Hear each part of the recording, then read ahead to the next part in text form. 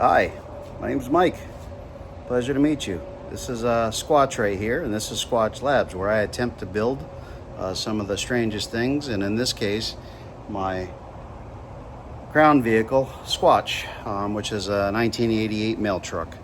It's, I believe, a 1.5 ton vehicle that they use. As you can see, it had a lot of big moving parts in it, so it sits on a 1-ton chassis.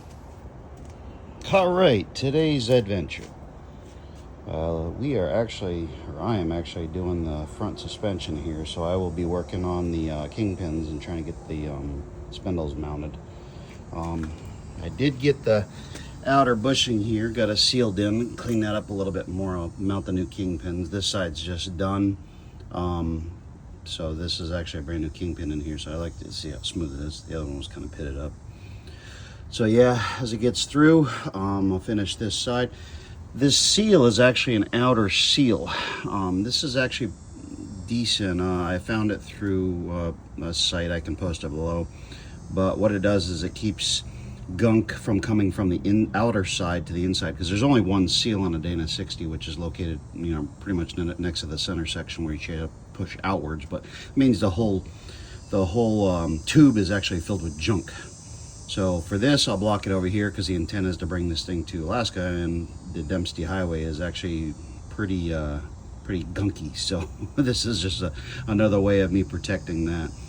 I did get 35 spline axles for the inners. They're chrome moly. I'll be putting those in. And I got an outer shaft. I'm actually swapping from a 30 spline to a 35 spline, which will give it a little bit more beefiness. And then, of course, everything...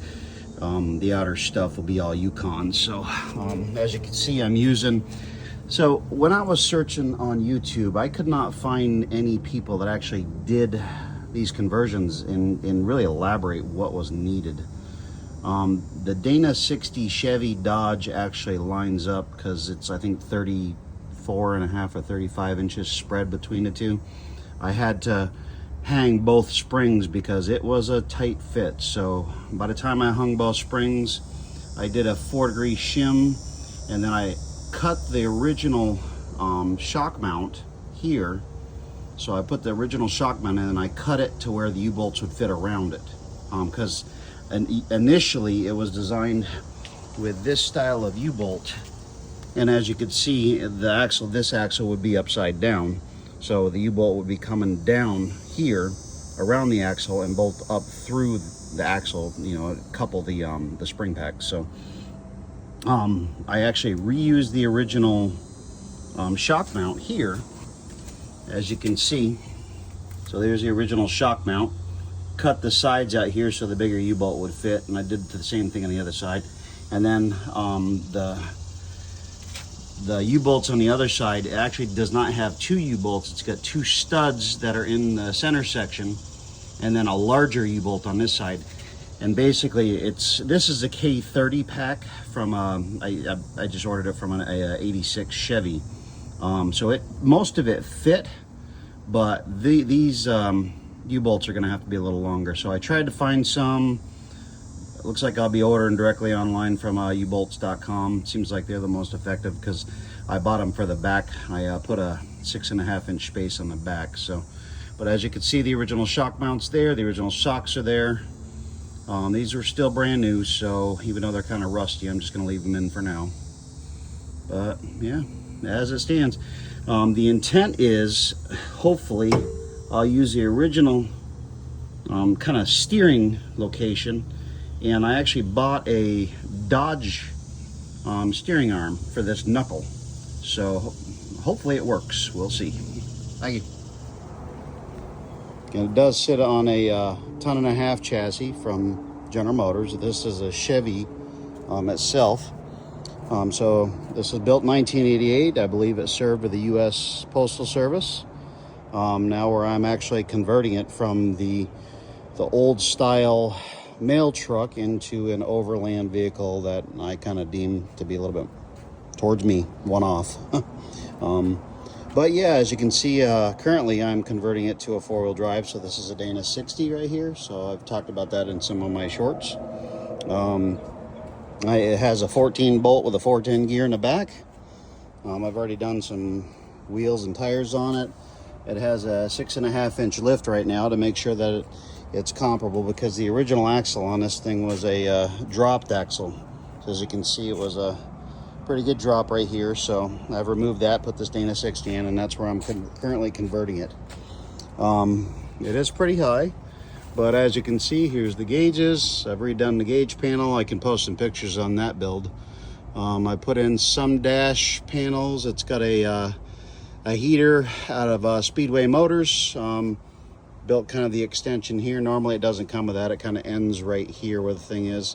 I had to hand build the tunnel here because the doghouse actually was too close to the Cummins diesel, which I converted this to. So power plant now is a B 5.9 Cummins diesel I got out of a diesel pusher motorhome. It had 40,000 miles on it, and I've kind of hodgepodged it together. So as you can see, the tubing, and if you're familiar with some of the motorhome diesels, they don't actually face this way for the intake. So I believe this intake is out of a Freightliner to get it cut and pushed forward. And then I've migrated it to the Dodge intercooler, Dodge radiator, Dodge fans. So, you know, literally it is my kind of Franken Squatch device. I've redone the wiring right now, still finishing that up. It does have Victron energy, so this is a converter. So it's actually going to take the alternator power, and it can divide it between 2 power banks. Current state, it's just going to be to 1 power bank right now, and that's for the back living. So yeah, that is the current state of it. I'll go around the outside here a little bit more. I'm doing the water intake. I put a water tank on the other side, just because on this side I'm running the compressor for my 24-volt air conditioning system. As you can see, you can barely see it, so I gotta get that tied up. The exhaust dump right now is right there. I'm gonna bring it back a little further though. And then the water inlet goes all the way to the other side, where actually I have the water tank. I'll show that in a minute. Here is the back, the power plant that I'm actually building. So, and as you can see, I got a bunch of Chins batteries. Some YouTubers that I watch, they actually say that these Chins batteries are pretty decent. So they're each 200 amp hour, 24 volts. I have the shut-off system here per battery, and it goes into the full Victron setup, which there's plenty of videos out there, but basically the whole thing is a Victron system. I do have internal screen as well. It helps manage it. That's a Servo GX here that actually powers that. It does have a 24 to 12 volt converter, which powers the inside stuff. That's your 3000 watt inverter right there. That you can see, that's your multi plus 2. This is your Victron alternator converter, so it brings it from the alternator at 12 volts and converts it up to 24 volts. So that's where we got on that. I'm building out some lighting up here so I can turn it on at nighttime. And as you can see, I got my Milwaukee power packs I'm going to be putting along the side here once I get some more time. But yeah, I got a little runway.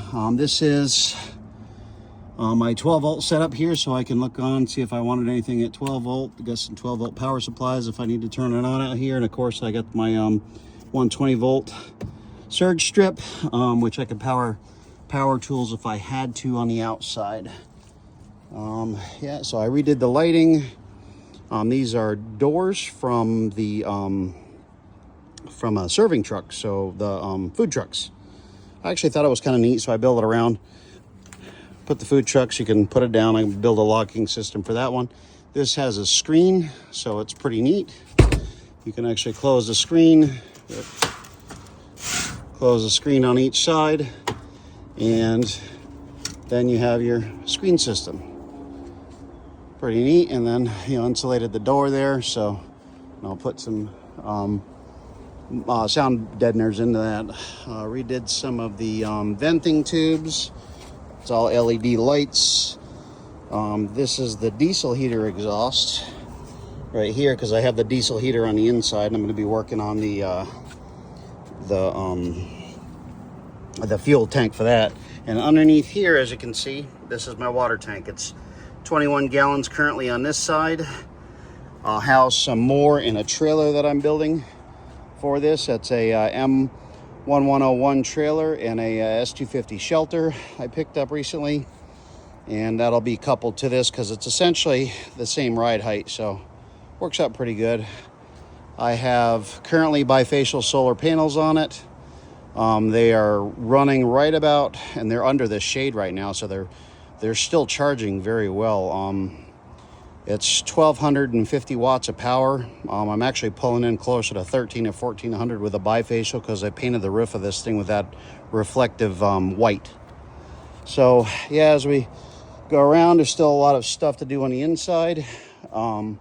As you can see, it's dual Optima batteries on there too, so it should treat pretty well once I get ready. And like I said, the goal in here is to have this ready by 5 years, but I do want to have a trip planned with the friends, or earlier than that.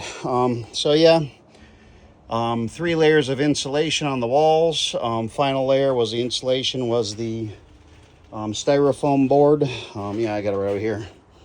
So I do have a 2-inch layer of normal insulation between the walls, and then between that you have the styrofoam, and then between that you got some of the aluminum insulation, which I don't have around here right this second. But as you can see, yeah, this is what I have built. These lights are 12-volt lights. They are powered over here by my 12-volt array, so they're easy to turn on and off. This is the controller for the diesel heater when I get that done. And as you can see, this is just a serving tray. It was bamboo. I got it at I can't remember what it was, one of those home goods stores. And then these are stackable trays, and I just figured I'd drill through it and make a couple things. But yeah, essentially it's a fold out, and that's where I got the wiring stored, and I'll be able to build out some more stuff over here. This light switch here will feed into a hidden receptacle there. I do have cabinets all the way around here. It's actually kind of nice because the distance between here is 73 inches after everything's said and done, so it's going to be pretty comfortable for me just to take a nap in. And of course, I do like the ocean, so I had to get a sound deadening panoramic view of the ocean here, so that's actually pretty cool. And as I finish the sound deadening material, it's like a peel and stick that you put against the wall. Gives it a nice texture, I should say. And then you have the bed over here, microwave below that, my ice cold fridge. Got that during a Black Friday sale last year, so I can't remember what the size is. It's like 70, I think, or a 69, something like that. And then I have below here is the diesel heater. So that's going to get finished. I'll get piped.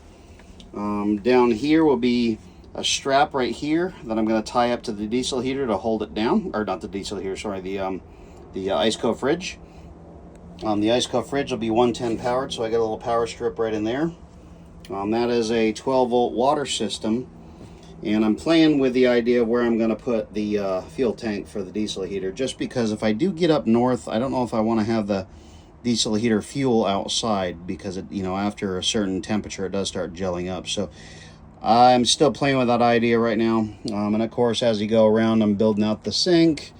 I have this fold down so you can have some of those hidden little things there, and I'll put magnets all over this thing because they're pretty good. And then here's the sink. It's one of those nice little sinks, pretty deep. Figure it can help out wash. It's deep enough to clean dishes and probably store enough stuff in there before I have to wash it. It's not something I like. Here's your Victron. So that's all the Victron energy. I don't have AC put into it right now, so it's 100% solar power, and the only thing it does is power this right here, the air conditioning unit, which is just one of those 12-volt, or excuse me, the 24-volt trucker ACs, which is down below here, which are pretty cool. This will be the seat. I have 4 dogs, so I'm building out this. That'll be the power panel over here, power distribution. So I'll have the cover over here so you can't do it, hurt any of the wires, and then I'll put a little tray in it, I think. And then I'll build a bunch of trays over here. I don't know if anybody is familiar with body work from cars, but I'll put juke around those lines going out to the air compressor. So that's kind of where it is right now. This is actually a pretty decent little setup for this truck. I've taken a lot of thought on it. As you can see, here's a little tuck in for a lot of storage space that I had behind the inverters. So it'll actually get some heat back here as well. I'm debating on if I want to make it bigger and make you a little spot, because I got a couple of small dogs that I could let them go in there and sleep if they wanted to. And then I got some bigger Australian Shepherds that would come out here. So yeah, and then up top I'm finishing this tray. It's got a little bit of a pitch to it, and I'll put a net across here that'll hold these bags in. But I figured the angle is kind of nice because it makes it easy to take the bags out. So as you see in here, that is a little bit of piece left. I got to finish the insulation up there. I got double layers, and then there's another layer above that. Then it goes to the roof. So yeah, there's quite a bit of work done to it so far. I do intend on going to the what they call it, the dumpster highway. That is a future goal of mine. So yeah, I hope you enjoyed this, and I'll keep posting videos so people can watch the status. I know I've had a lot of problems trying to find information on exactly a build like this, and you know, I'm hopefully here I can help some people, at least kind of figure stuff out. I mean, you know, I kind of research and build as I go. Nothing's 100%, and from what I can tell, not too many people have done any situations like this. So, but yeah, that's what I got so far. Thank you for watching.